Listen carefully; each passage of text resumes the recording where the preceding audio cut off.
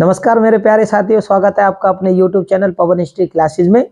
साथियों, आज हम पढ़ेंगे गुलाम वंश के बारे में। गुलाम वंश को किन किन नामों से जाना जाता है और कौन कौन से ऐसे शासक थे जिनके पीछे गुलाम शब्द आता है, यानी दिल्ली पर शासन करने वाले ऐसे शासक जिन्होंने भी शासन किया वो किन किन वंश से संबंधित थे, उनके बारे में हम इस वीडियो के माध्यम से जानेंगे। क्योंकि जिस समय मोहम्मद गौरी का भारत पर आक्रमण हो रहा था तो उसके सैनिक जो थे, जो प्रमुख सेनापति थे, उन्होंने भी उनके साथ सहयोग किया था, युद्ध में भाग लिया था। तो उन्हीं में से एक तो थे मोहम्मद बिन बख्तियार खिलजी और दूसरे कुतुबुद्दीन ऐबक। और भी थे इन्हीं सेनापतियों में प्रमुख थे, एल्दोज थे, कुबाचा थे। ठीक है, ये भी मोहम्मद गौरी के प्रमुख सेनापति थे। तो मेरे प्यारे साथियों, आज हम उन्हीं के बारे में जानेंगे और उनसे महत्वपूर्ण क्वेश्चनों के बारे में जानेंगे कि भाई इनके अंतर्गत ऐसे कौन कौन से महत्वपूर्ण वाक्य हैं जिनसे कि पेपरों में क्वेश्चन पूछे जाते हैं। और क्वेश्चन किस प्रकार से पूछे जाएंगे वो हम अपनी आने वाली वीडियो के माध्यम से आपको क्वेश्चन भी कराएंगे। क्योंकि मेरा मानना यह है, आपको पहले ये जानकारी होना जरूरी है कि इनके शासन के समय में ऐसी कौन कौन सी महत्वपूर्ण घटनाएं थी जो घटित हुई थी। आप पहले उन्हें जान लीजिए और उन्हीं के आधार पर भाई पेपरों में क्वेश्चन बनते हैं। तो मेरा मानना यह है कि इनसे बाहर पेपरों में कुछ नहीं पूछा जाएगा। ठीक है, तो भाई चैनल नया है, इसे ज्यादा से ज्यादा लाइक, शेयर और सब्सक्राइब करना ना भूलें।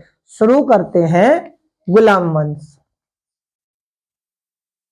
क्या जी, ज्यादा से ज्यादा लाइक, शेयर और सब्सक्राइब करें। ठीक है, तो गुलाम वंश के बारे में जानते हैं। गुलाम वंश को मेरे प्यारे साथियों यहां से संबंधित क्वेश्चन काफी बार पेपरों में पूछे गए हैं और जहां जहां पर महत्वपूर्ण तथ्य आएंगे जो कि पेपरों में पूछे गए हैं उनके बारे में हम थोड़ा सा बातें करते हुए आगे बढ़ेंगे। ठीक है, तो गुलाम वंश को क्या कहते हैं? मामूलक, इल्बरी वंश, मामूलक और इल्बरी वंश के नाम से इन्हें जाना जाता है, जो कि गुलाम वंश के शासक थे। सबसे महत्वपूर्ण वाक्य तो ये है। दूसरा, अब हम जानते हैं कि आखिर गुलाम वंश को इन्हीं वंशों के नाम से क्यों जानते हैं, और जानते हैं तो भाई किन विद्वानों ने इन्हें गुलाम वंश का नाम दिया। ठीक है ना, अब हम उनके बारे में भी जानना बहुत जरूरी है, क्योंकि हिस्ट्री का सब्जेक्ट ऐसा है कहीं से भी पूछा जा सकता है और इन्हीं के आधार पर कहीं से भी क्वेश्चन बन सकते हैं। आप चाहें तो मैं उदाहरण के आधार पर आपको एक दो क्वेश्चन बनाकर दे सकता हूं। जैसे कि अगर क्वेश्चन में यही पूछ लिया जाए कि मामूलक वंश के शासक कौन थे, या जो मामूलक वंश के शासक कौन थे, या इल्बरी वंश के शासक कौन थे, या फिर ये आ जाए कि कुतुबुद्दीन ऐबक कौन से वंश के शासक थे, या फिर ये आ जाए कि मोहम्मद गौरी के बाद में कौन सा वंश अस्तित्व में आया जिसने दिल्ली पर शासन किया। तो इस प्रकार से क्वेश्चन देखो, यहीं से ही मैंने आपको 2 से 3 क्वेश्चन बना के दिखा दिए हैं।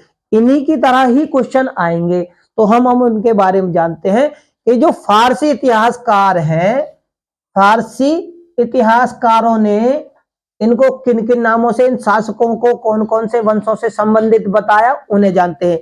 फारसी इतिहासकार कहते हैं मुइज्जी, कुतुबी, शमसी और बलवनी। ये कहते हैं कि ये जो शासक थे वो इन वंशों से संबंधित थे, यानी इन फारसी इतिहासकारों ने।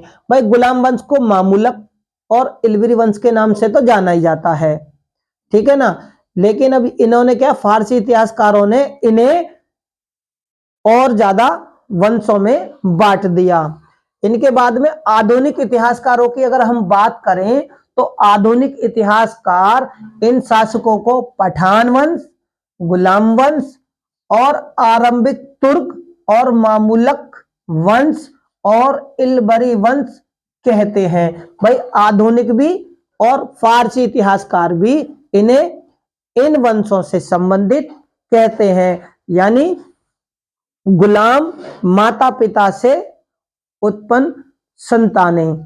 ठीक है, अब इसमें क्या है कि 1206 ईस्वी से 1290 ईस्वी तक दिल्ली पर, यानी कि अब यहां पर समय है कि 1206 मोहम्मद गौरी के बाद में कुतुबुद्दीन ऐबक शासन करते हैं, क्योंकि करते तो मोहम्मद बिन बख्तियार खिलजी भी, लेकिन 1206 में उनकी मृत्यु हो जाती है।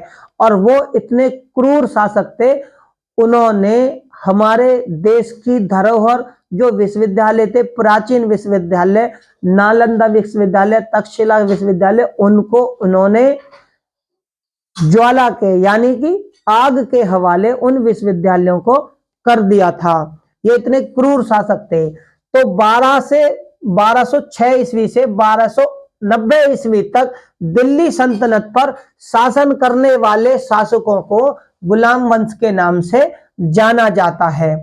अब हम जानते हैं कि भाई आखिरकार इसी क्रम में आगे बढ़ते हैं कि भाई शासक बनने से पूर्व ये क्या क्या घटनाएं घटित हुई थी। ठीक है, मोहम्मद गौरी के कोई भी पुत्र नहीं था, ये आपको मैंने जानकारी पिछली वीडियो में भी दी थी।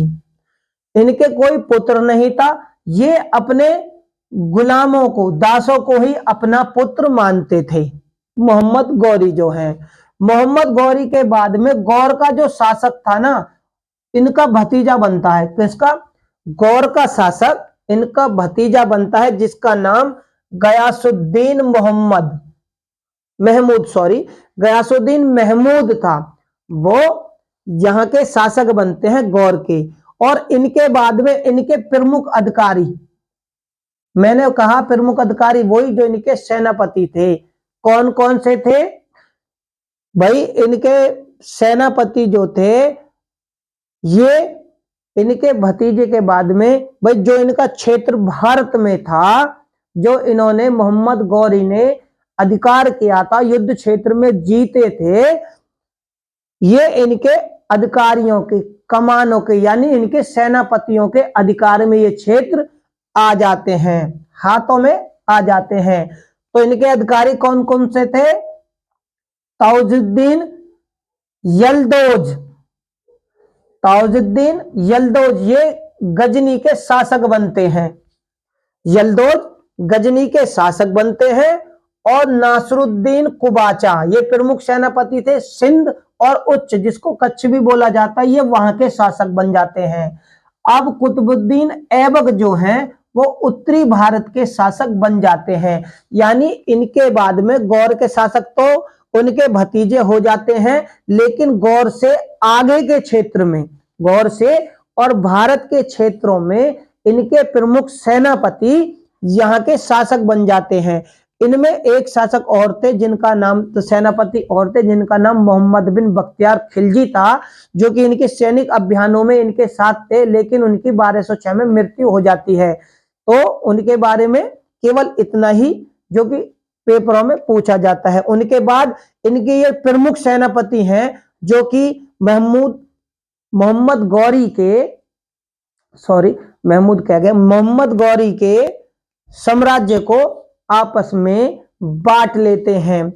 अब बांटने के बाद होता क्या है, इनमें जब ये उत्तरी भारत के राजा बनते हैं, गुलाम शासक बन जाते, गुलाम वंश के जो प्रमुख शासक हुए थे वो कौन कौन से? ऐबक और उनका पुत्र आराम शाह, उनके बाद में इल्तुतमिश, इनकी पुत्री रजिया और बलवन, जो 40 चहलगानी थे, 40 दासों का एक समूह बनाया था इल्तुतमिश में, उनमें से ये जो शासक हैं ये गुलाम वंश से ही संबंधित हैं। तो मेरे प्यारे साथियों, ये जो जानकारी थी भाई गुलाम वंश की आखिरकार उत्पत्ति किस प्रकार से होती है, ठीक है, ये उनके बारे में थी, जो कि बहुत महत्वपूर्ण है। यहां से पेपरों में क्वेश्चन पूछे जाते हैं। अब हम जानेंगे मेरे प्यारे साथियों कुतुबुद्दीन ऐबक के बारे में, जो कि मोहम्मद गौरी के प्रमुख सेनापतियों में से एक थे। और ये वो सेनापति है, इन्होंने तराइन के युद्ध में भी अच्छी खासी वीरता दिखाई थी, ठीक है, और जयचंद के खिलाफ भी ये युद्ध में शामिल थे। तो ये 1206 ईस्वी में राजा बनते हैं और 1210 ईस्वी तक केवल शासन करते हैं। तुर्क साम्राज्य का संस्थापक कुतुबुद्दीन ऐबक को कहा जाता है। भारत में तुर्क साम्राज्य की जो स्थापना की वो ऐबक ने ही की थी। ऐबक का जो अर्थ होता है, जो इसका मतलब होता है वो ये कि इसे चंद्रमा का देवता भी कहा जाता है। ऐबक का अर्थ होता है चंद्रमा का देवता। ऐबक को कुरान खां के नाम से भी जाना जाता है। क्यों जाना जाता है? क्योंकि ये कुरान का पाठ कंठस्थ करते थे, इसलिए कुरान पढ़ने के कारण इन्हें कुरान खान नाम भी दिया हुआ है। इन्होंने कुतुबुद्दीन ऐबक के बारे में जानते हैं भाई अब जब ये शासक बने तो इनके समय में क्या क्या घटनाएं घटित हुई थी।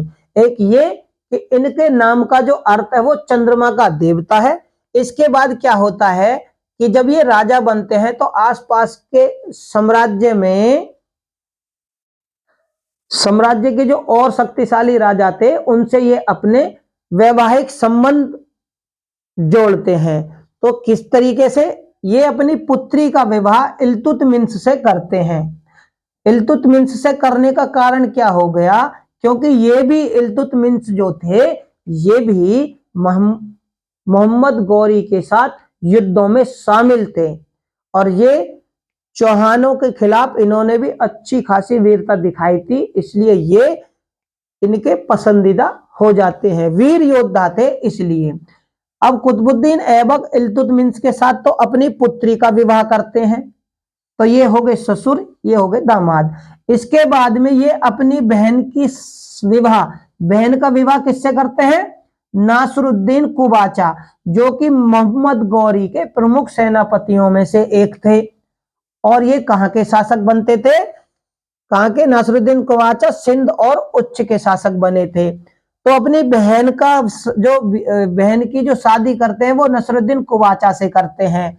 अभी क्या हो गए? ये ऐबक और ये जीजा साले हो गए। इसके बाद में स्वयं अपने आप ये यलदोज कौन थे? ताजुद्दीन यलदोज, जो कि गजनी के शासक थे, ये उनकी पुत्री से स्वयं विवाह करते हैं, खुद अपनी पुत्री से विवाह करते हैं। कुल मिला के ये सारे ही आपस में रिश्तेदार हो गए और साम्राज्य भी इन्होंने आपस में बांट लिए। अब ये भारत पर किस प्रकार से शासन करेंगे उनके बारे में जानते हैं। ये गौरी के दास थे। ये प्रमुख अधिकारी तो थे ही, सेनापति भी थे, लेकिन ये थे तो गौरी के दास ही, ठीक है। इसमें क्या कहे? गौरी ने इसे किसे? ऐबक के बारे में जानकारी कि गौरी ने ऐबक को अमीर ए आखुर नियुक्त किया था। अमीर ए आखुर अस्तबल का प्रधान, अस्तबल घुड़सवार अस्तबल का प्रधान गौरी ने इन्हें, मोहम्मद गौरी ने। अमीर आखुर ये कुतुबुद्दीन की पदवी है, कुतुबुद्दीन से संबंधित है और इससे संबंधित पेपरों में क्वेश्चन आता है। इसके बाद में क्या होता है कि गयासुद्दीन महमूद। अब ये गयासुद्दीन महमूद कौन है भाई? ये गयासुद्दीन महमूद जो है मोहम्मद गौरी के भतीजे हैं, जो कि गौर के शासक थे। ये ऐबक के पास में, किसके? कुतुबुद्दीन ऐबक के लिए गौर से क्या करते हैं? राज चिन्ह और ध्वज ये भेजते हैं। इनका भेजने का जो कारण है वो ये कि ये इनके मोहम्मद गौरी के भतीजे इन्हें सत्ता को मान्यता देने के लिए राज चिन्ह और ध्वज भेजते हैं और सत्ता को मान्यता देते हैं कि हाँ भाई अब आप यहाँ के राजा हैं उत्तरी भारत के, जो कि हमारे चाचा जी यानी मोहम्मद गौरी, उन्होंने जो साम्राज्य जीते थे, आप वहां के अब शासक हैं, ये उन्हें मान्यता दे देते हैं। जब इन्हें मान्यता मिल जाती है तो ऐबक को 1208 ईस्वी तक, याद रखना, ये गयासुद्दीन महमूद जो है वो मान्यता तो दे देते हैं, लेकिन 1208 ईस्वी तक ये क्या कहते हैं, मलिक और सिप्पे सलार की पदवी से ही संतुष्ट होते हैं। यानी शासन इनका 1206 से शुरू होता है, लेकिन 8वें भी ये अपने आप को राजा नहीं मानते हैं, केवल क्या करते हैं, मलिक और सिपह सलार की पदवी से ही संतुष्ट होते हैं। यानी कि ये और जो सरदार थे, तुर्की सरदार थे, ये उनके सामने कभी इन्होंने अपने आप को राजा सुल्तान नहीं माना, केवल उनके मित्र के रूप में ही ये शासन करने लगते हैं। 1208 ईस्वी में ये दासत्व के मुक्त होते हैं, क्योंकि ये दास थे मोहम्मद गौरी के भतीजे जो थे गयासुद्दीन महमूद, वो इन्हें जब राज चिन्ह ध्वज दे देते हैं तो 1208 तक तो ये क्या करते हैं, मलिक और सिप्पे सलार रहते हैं, क्योंकि जब तक ये इनके दास पद से मुक्त नहीं थे। 1208 ईस्वी में ये दासत्व यानी मोहम्मद गौरी के जो दास थे उससे ये मुक्त हो जाते हैं, दास पत्र इन्हें मिल जाता है, मुक्ति पत्र इन्हें मिल जाता है। ठीक है, इसके बाद क्या होता है, ये अपने सैनिक मुख्यालय इंद्रप्रस्थ को बनाते हैं। अब भाई ये राजा बन गए तो अब ये अपना सैनिक मुख्यालय, याद रखना, सैनिक मुख्यालय केवल इंद्रप्रस्थ दिल्ली में ये बनाते हैं, और लाहौर को, यहां पे समझो लाहौर क्या थी, इनकी राजधानी थी। ये आपस में रिश्तेदार होने के बावजूद भी इन्हें अपनी कुबाचा से, क्योंकि कुबाचा कहां के शासक बने थे, सिंध और मुल्तान, जो कि उत्तर भारत से लगती हुई सीमा है, इन्हें इनके आक्रमण के खतरा होने के कारण सैनिक मुख्यालय इंद्रप्रस्थ में बना लेते हैं, लेकिन राजधानी जो बनाते हैं वो लाहौर में बनाते हैं। उसी दौरान मैंने आपको भी जानकारी भी दी कि 1206 में बख्तियार खिलजी की मृत्यु हो जाती है, जो कि मोहम्मद गौरी के समय गुजरात की तरफ तो ऐबक आक्रमण, राजस्थान गुजरात की तरफ तो ऐबक बढ़ते हैं आक्रमण करते हुए, लेकिन ये जो बख्तियार खिलजी हैं ये बंगाल, बिहार और बंगाल की तरफ आक्रमण करते हुए बढ़े चले जाते हैं। इनकी मृत्यु हो जाती है 1206 में, यानी कि ये बंगाल की तरफ शासन करते हैं लेकिन मृत्यु हो जाते हैं। इनकी अब हत्या कैसे होती है यहां पर थोड़ा जान लेते हैं, क्योंकि ये समकालीन थे, एक ही सेना में थे, तो यहां पर हमें यह भी जानना जरूरी है कि जब ये बंगाल की तरफ बढ़ते चले जाते हैं तो अली मर्दन जो थे वो इनकी हत्या कर देते हैं। किसकी? बख्तियार खिलजी की हत्या किसने की? अली मर्दन ने। क्योंकि अली मर्दन बंगाल में अपनी आपको स्वतंत्र सत्ता में शासक मानना चाहते थे, लेकिन जब तक बख्तियार खिलजी थे तब तक वो हो नहीं सकते थे, इसलिए इन्होंने बख्तियार खिलजी की हत्या कर दी। इससे होता क्या है कि जो खिलजी सरदार थे वो अली मर्दन को बंदी बना लेते हैं अली मर्दन को। और बंदी बनाने के बाद में क्या करते हैं, क्योंकि ये जो बंगाल के खिलजी सरदार थे ये भी नहीं चाहते थे कि हम लोग दिल्ली सल्तनत की गुलामी करें या उनके अंतर्गत बंगाल पर, यानी राजा वो रहे और हम उनके अधिकार के नीचे रहें, अधीन रहना नहीं चाहते थे। तो ये लोग क्या करते हैं, मोहम्मद शेरा को ये बंगाल का शासक बना देते हैं। अब जब ये शासक बना देते हैं इसका कारण ये होता है कि बंगाल में फिर विद्रोह हो जाता है। भाई इधर क्या होता है कि अली मर्दन यहां से जब ये इसे बंगाल का शासक बना देते हैं तो अली मर्दन कैद से निकलकर भाग जाता है, तो ऐबक के पास चला जाता है, उसकी शरण में चला जाता है। ऐबक इस चीज से खुश हो जाता है और उसे बख्श देता है। तो हमला करने के लिए ऐबक इनकी तरफ बढ़ता है, तो इसी के कारण वहां पर विद्रोह हो जाता है। जब विद्रोह हो जाता है कि भाई हमने तो बना दिया मोहम्मद शेरा को, आप कह रहे हो अली मर्दन को, तो ये उसका विद्रोह करते हैं। तो ऐबक क्या करते हैं, केमाज नाम के व्यक्ति को ये विद्रोह को शांत करने के लिए भेजते हैं और विद्रोह शांत भी होता है। यानी केमाज जो है वो खिलजी सरदारों को शांत करने में सफल होता है। इसके बाद क्या होता है कि जो खिलजी सरदार है वो अली मर्दन को बंगाल का शासक नहीं मानते, वो सूबेदार की मान्यता देते हैं। याद रखना, किसकी? सूबेदार की मान्यता देते हैं। यहां पर आपको समझ के चलना है, अब भी इसे शासक नहीं मानते, वो अली मर्दन को केवल सूबेदार मानते हैं। ऐबक इतना दयालु था कि वो जब भी किसी युद्ध में जीता था तो गरीब आदमियों को दान देता था। जिस प्रकार इसने अली मर्दन की जान बख्श दी, अपनी उदारता के कारण और दान देने की प्रक्रिया के कारण, भाई दान बहुत ज्यादा देता था, इसलिए इतिहास में इसे ऐबक को लक्ष्य के नाम से भी जाना जाता है। और लकबख्श जो है, इससे संबंधित क्वेश्चन पेपरों में काफी बार आया है, तो आपको याद रखना है।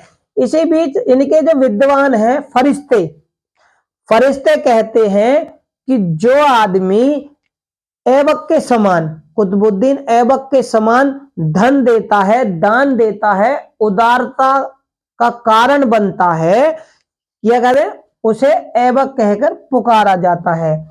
ये फरिश्ते महोदय हैं जो कि एक विद्वान है, वो ये घटना कहते हैं कि भाई कुतुबुद्दीन ऐबक तो था ही, लेकिन जो ऐबक के सम्मान में या ऐबक की तरह दान देता है, गरीब आदमियों के लिए सोचता है, ठीक है, उनके लिए बहुत अच्छे कार्य करता है, उस व्यक्ति को भी उस समय ऐबक कहकर पुकारा जाता है, ये फरिश्ते कहते हैं। इसी बीच में उनके समय में कहते हैं मिनहाज उस सिराज, क्या है?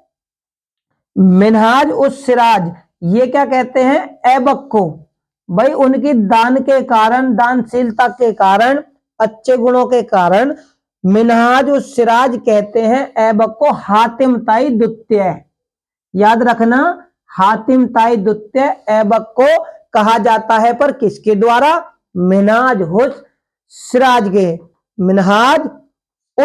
सिराज के द्वारा हातिम ताई द्वितीय ऐबक को कहा जाता है। ऐबक को इसकी न्यायपूर्णता के कारण, भाई न्याय करने के कारण और कुरान का पाठ करने के कारण इसे कुरान खां भी कहा जाता है। कुरान खां से संबंधित भी पेपरों में क्वेश्चन पूछा गया है कि कुरान खां किसे कहा जाता है। कुरान खां ऐबक का ही दूसरा नाम है। ऐबक को कुरान खां, लकबख्श, हातिम ताई और इस कहा जाता है, ठीक है। इसके बाद क्या होता है? हसन निजामी। इनके अगर हम दरबार की बात करें तो हसन निजामी जो कि तुगुल मासीर, हसन निजामी के रचनाकार कौन है? तागुल मासीर। हसन निजामी के रचनाकार तागुल मासीर और आदाब उल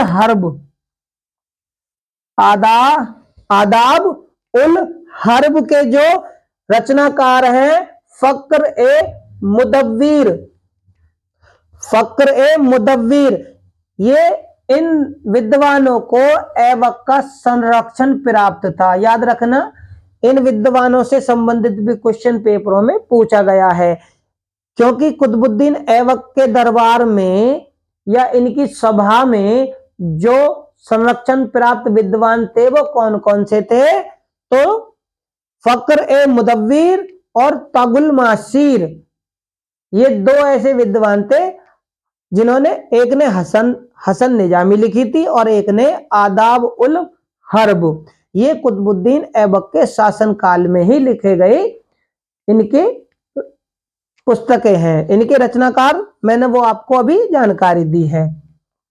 कुतुबुद्दीन ऐबक ने दिल्ली में कुतुब उल इस्लाम, देखो इससे संबंधित भी क्वेश्चन पेपरों में भाई पूछा गया है मेरे प्यारे साथियों कि कुतुब उल इस्लाम मस्जिद का निर्माण किसने किया, तो कुतुबुद्दीन ऐबक ने।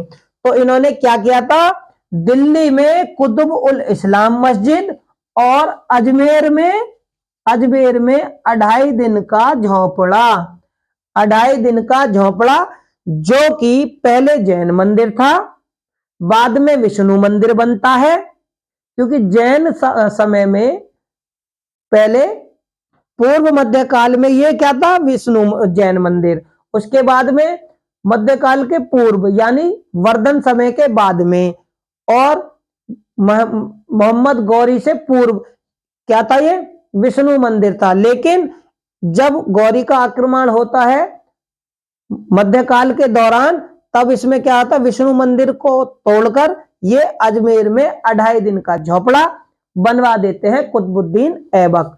देखो कुतुबुद्दीन ऐबक ने कुतुबुल इस्लाम मस्जिद, अजमेर में 2.5 दिन का झोपड़ा मस्जिद का निर्माण करवाया था, और इन दोनों से ही संबंधित क्वेश्चन आते भी हैं। इसके बाद ये दिल्ली में किला ए राय पिथौरा, दिल्ली को राय पिथौरा के नाम से भी जाना जाता है, जो कि पृथ्वीराज चौहान जी के द्वारा इसे नाम दिया गया था। ठीक है, राय पिथौरा पृथ्वीराज जी को भी पुकारा है। ठीक है, राय पिथौरा यानी कि किला राय पिथौरा के निकट में ये एक नगर बसाते हैं, और ये वो जो नगर है कि दिल्ली के प्राचीन दिल्ली में 7 नगरों में से एक माना जाता है। केवल दिल्ली के अंदर 7 नगर हैं, उनमें से एक ये नगर भी माना जाता है, जो कि कुतुबुद्दीन ऐबक जी ने बसाया था। ऐबक ने 1199 ईस्वी में, इनके समय की एक महत्वपूर्ण घटना, यहां पर आप गौर देना कि 1199 ईस्वी में इन्होंने बख्तियारुद्दीन काकी, जो इनके गुरु थे, बख्तियारुद्दीन काकी थे इनके गुरु, ठीक है, उनके सम्मान में इन्होंने कुतुब मीनार का निर्माण शुरू किया था। मेरे प्यारे साथियों, यहां से समझने की कोशिश करना कि कुतुब मीनार का जो निर्माण है वो 1199 ईस्वी में शुरू होता है, और शुरू करते हैं कुतुबुद्दीन ऐबक कुतुब मीनार का निर्माण। लेकिन इसे पूरा करते हैं इल्तुतमिश। लेकिन पूरा कौन करते हैं, इल्तुतमिश इसे पूरा करते हैं। अब यहां पर एक छोटी सी घटना आप जान लीजिए कि 1199 में बख्तियारुद्दीन काकी के सम्मान में इसका निर्माण शुरू होता है, लेकिन कुतुबुद्दीन ऐबक 1206 ईस्वी में राजा बनते हैं। ये घटना उस समय की है कुतुब मीनार की, जब ये मोहम्मद गौरी के साथ में सैनिक अभियानों में आते हैं। तो उस समय ये सैनिक की पद में सेनापति थे, प्रमुख थे, निर्माण ये उस समय ही करते हैं। लेकिन क्या होता है कि वो वापस लौट जाते हैं, उत्तरी भारत का क्षेत्र इन्हें मिल जाता है। जब इन्हें मिलता है तो इतिहास में कुतुब मीनार का जो निर्माण कार्य है वो कुतुबुद्दीन ऐबक के द्वारा ही माना जाता है। लेकिन माना इन्हीं के द्वारा जाता है क्योंकि शुरू इन्होंने ही किया था, लेकिन उस समय तक ये शासक नहीं थे। उस समय मोहम्मद गौरी के प्रमुख सेनापतियों में से एक थे। तो निर्माण शुरू इन्होंने किया, और ये पूरा कौन करते हैं, इल्तुतमिश, पूरा इल्तुतमिश करते हैं, और इनके बाद में तुगलक करते हैं। ठीक है, उसके बारे में हम आने वाली वीडियो में बताएंगे। तो इल्तुतमिश इन्हें पूरा करते हैं। इनके बाद क्या होता है कि 1210 ईस्वी में चौगान एक खेल होता है जो कि घोड़े पर चढ़कर खेला जाता है, आधुनिक पोलो की तरह। तो 1210 ईस्वी में कुतुबुद्दीन ऐबक चौगान खेलते हुए घोड़े से गिर जाते हैं और गिरने के कारण इनकी मृत्यु हो जाती है। घोड़े से गिरकर इनकी मृत्यु हो जाती है।